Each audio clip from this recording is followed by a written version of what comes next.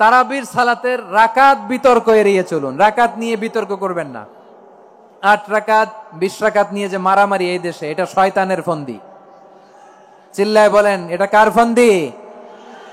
Saudi আরবে মক্কা মদিনায় 20 রাকাত পরে কোনো অসুবিধা নাই, অন্যান্য মসজিদ গুলো 8 রাকাত পরে, এই নিয়ে এদের মধ্যে মারামারি আছে?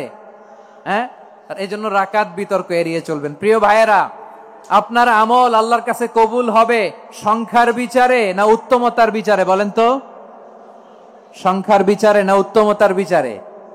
উত্তমতার বিচারে। কত চমৎকার ভাবে আপনি আল্লাহর সামনে দাঁড়াতে পারছেন এটা বিবেচ্য। রুকু সেজদাগুলো সুন্দরভাবে করবেন।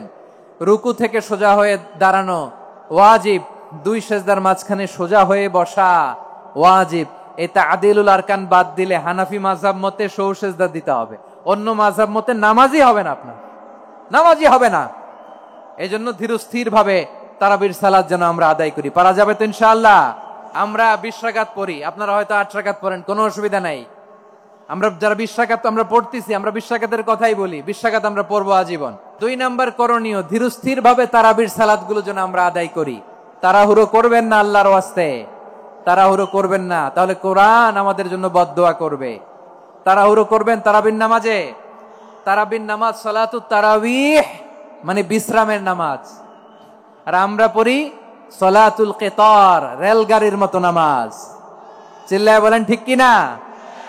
না, এরকম করবেন না। ইমাম সাহেবদেরকে আশ্বস্ত করুন যে ইমাম সাহেবরা আমরা পিছনে আসি আপনাদের সাথে, আপনি আস্তে আস্তে পড়েন, তার তিলের সাথে পড়েন, ধীরস্থির ভাবে তারাবির সালাত পড়বেন। সারা বছর এই সুযোগ হয় না, দাঁড়িয়ে কোরআন শোনার এরকম আয়োজন ব্যবস্থাপনা সারা বছর আর আমরা পাই? বলেন তো না।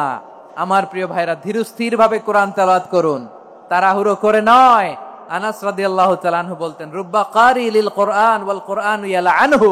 কোরআনের অনেক কারি আছে যারা কোরআন পড়ে কিন্তু সওয়াব পায় না, বরং আল্লাহর কোরআন তার বিরুদ্ধে আল্লাহর দরবারে নালিশ করে আর লানত করতে থাকে। আমরা কি ওই রকম কোরআনের তেলাওয়াতকারী হতে চাই? না। ধীরস্থির ভাবে ওয়ারাত্তিলিল কোরআন তারতিলা, তার তিলের সাথে পড়বেন।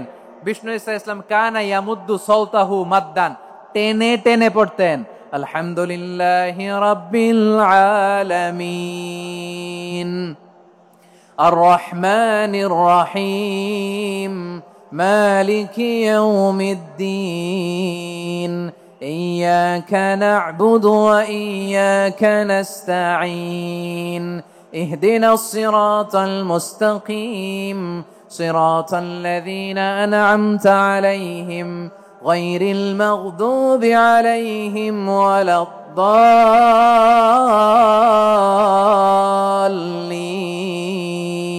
পড়েন আমিন। কানা ইয়ামুদ্দু সাওতাহু মাদ্দান, টেনে টেনে পড়তেন। ওয়া কানা ইউকাত্তিউ আয়াতাহু, ইউকাত্তিউ আয়াতান আয়াতান, প্রত্যেক আয়াত পড়ে পড়ে তিনি থামতেন। এভাবে কোরআন পড়তে হবে।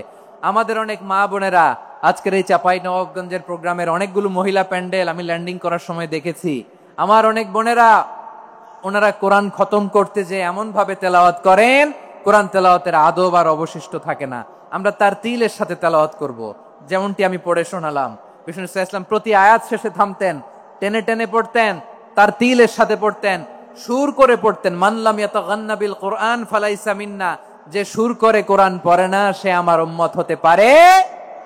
যায়িনুল কোরআন বিআসওয়াতিকুম, বিষ্ণু বলেন সুর করে কোরআন পড়বা। অনেকে কোরআনের খতম তুলবার জন্য কোরআনরে একেবারে খতম করে দেয়, এরকম আছে না নাই? কোরআনের খতম তোলার জন্য কোরআনরে কি করে? একেবারে খতম করে দেয়। না, আপনি ধীরস্থির ভাবে পড়ে যদি খতম দিতে পারেন মাশাআল্লাহ, না পারলে যতটুকু পারেন পড়বেন। এরপর অনুবাদ পড়ার চেষ্টা করবেন, তাফসীর পড়ার চেষ্টা করবেন। আপনাদের জন্য এক অনন্য উপহার রয়েছে আমার পক্ষ থেকে, এক নজরে কোরআন। 114 সূরার সারমর্ম, সার নির্যাস আমরা নিয়ে এসেছি এখানে বাংলা ভাষায়। আমার জানা মতে খুব সম্ভবত এই প্রথম কাজ কেউ করে নাই। আরবিতে পাবেন এরকম অনেক বই, ইংরেজিতে কিছু কাজ আমরা দেখেছি, কিন্তু বাংলায় পাবেন না।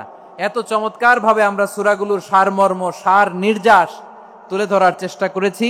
5 পৃষ্ঠায় আপনি জেনে যাবেন এই সূরার সেন্ট্রাল থিম কি। 5 পৃষ্ঠায় জেনে যাবেন মেজর থিম কি, এই সূরায় কি কি নিয়ে আলোচনা করা হয়েছে, এই সূরা থেকে মূল লেসন কি, মূল শিক্ষা কি, সহজে আপনারা বুঝে যাবেন। সুযোগ হলে এটা সংগ্রহ করবেন আপনারা। যে কোনো ধরনের ভালো অনুবাদ আপনারা পড়বেন, তাফসির পড়বেন। আমরা কোরআনময় করতে চাই। খতম কোরআনে রমাদানের এক খতম দেওয়ার একটা সহজ পদ্ধতি হচ্ছে রমাদানের প্রতি নামাজের পরে 4 পৃষ্ঠা। প্রতি নামাজের পরে কয় পৃষ্ঠা? 4 পৃষ্ঠা। তাহলে 5 ওয়াক্তে 4 পাঁচা 20 পৃষ্ঠা। হেফজে কোরআন গুলো 20 পৃষ্ঠা এক পারা। এভাবে 30 দিনে আপনার এক খতম হয়ে যাবে। আমরা যেন তার তিলের সাথে বিশুদ্ধভাবে কোরআন তেলাওয়াত করতে পারি। আল্লাহ তৌফিক দান করুক। পড়ে না আমিন। আমার প্রিয় ভাইরা, আপনি পৃথিবীতে যত ইবাদত করেন সব ইবাদতের সওয়াব নির্ধারিত। এটা পাবেন বা ওইটা পাবেন, এই সওয়াব জান্নাতে, এই বাড়ি ওই বাড়ি। শুধু সিয়ামের সওয়াবটা অনির্ধারিত। কুল্লু আমালি ইবনে আদম ইউদাফ আল হাসানাতু আশরু আমসালিহা ইলা 700 দিফিন ইল্লা সাওম। সব নেক আমলের সওয়াব বাড়তে বাড়তে 700 গুণ, কিন্তু রোজা ছাড়া। রোজার সওয়াব কি হবে? বান্দা খালি রোজা রাখে, ফেরেশতারা কিছু লিখতে পারে না আমল নামায়। কারণ আল্লাহ বলে এটা কিছু লিখিস না, কারণ as-সাওমু লি, এই রোজা রাখছে আমার জন্য, ওয়া আনা আজজি বিহি, এই রোজার সওয়াব, প্রতিদান, অ্যাওয়ার্ড এটা কিয়ামতের দিন আমি আল্লাহ নিজ হাতে দেব, নিজ হাতে দেব। আরেক বর্ণনায় এসেছে ওয়া আনা উজজা বিহি, আমি আল্লাহ নিজেই হয়ে যাব রোজার প্রতিদান। সুবহানাল্লাহ পড়েন। আবার আল্লাহর হাবিব বলেন ইন্না ফিল জান্নাতি সামানিয়াতু আবওয়াব, জান্নাতের দরজা মোট 8টা। ফিহা বাবুন ইউসাম্মা আর-রায়্যান, 8টা দরজার মধ্যে স্পেশাল একটা দরজা আছে, ওই দরজাটার নাম হলো আর-রায়্যান। রায়্যান দরজা লা ইয়াদখুলুহু ইল্লা সাইমুন, রোজাদাররা ছাড়া কেউ ওই রায়্যান দরজা দিয়ে জান্নাতে ঢুকতে পারবে না। শুধু রোজাদারদের জন্য ওই দরজাটা খোলা থাকবে। দরজাটার নাম আর-রায়্যান।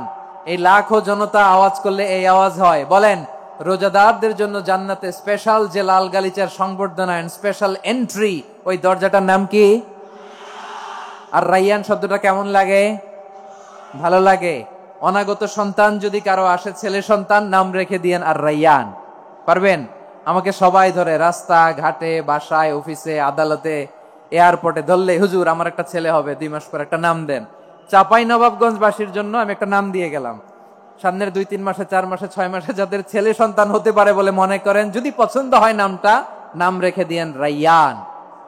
কি নাম? লা ইয়াদখুলুহু ইল্লা সাইমুন, রোজাদাররা ছাড়া কেউ ঢুকতে পারবে না। মান দাখালাহু লাম ইয়াযমা আবাদা, একবার যে এই গেট দিয়ে ঢুকবে, he will never be thirsty again, তার গলা থেকে চিরকালের জন্য আল্লাহ তৃষ্ণা মিটায়া দিবে। আমরা এই রায়্যান দরজা দিয়ে সেদিন জান্নাতে ঢুকতে চাই কি চাই না? আমার প্রিয় ভাইরা, প্রতি রাতে রমাদানে আল্লাহর ফেরেশতারা আহ্বান জানায়, ইয়া বাগিয়াল খাইরি আকবিল, ইয়া বাগিয়াশ শাররি আকসির, হে কল্যাণের পথের যাত্রী, আকবিল, প্রসিড, আরো ইবাদত করো, আগাও আগাও, আরো জান্নাতের নাজ নেয়ামত কামাও। হে অকল্যাণের পথের যাত্রী, আকসির, স্টপ স্টপ, অনেক হয়েছে। আন্না, এই রমাদান এটা পাপের মাস নয়, এটা ইবাদত করে জান্নাত কামানোর মাস। চিল্লায় বলো ঠিক কি না? ওয়ালিল্লাহি উতাকাউ মিনান নার ওয়া যালিকা কুল্লা লাইলা, প্রতি রাতে, রমাদানের প্রতি রাতে আল্লাহ তাআলা এরকম লাখো বনি আদমকে মাফ করে দেওয়ার ঘোষণা দেয়, নাজাতের ঘোষণা দেয়। আমরা আল্লাহর পক্ষ থেকে মাফ, নাজাত চাই কি চাই না? আমরা যদি নাজাত পেয়ে যাই আর কিছু চাই? কথা বলে না। আমাদের নাজাত লাগবে। আওয়াজ করে বলেন তো কি লাগবে?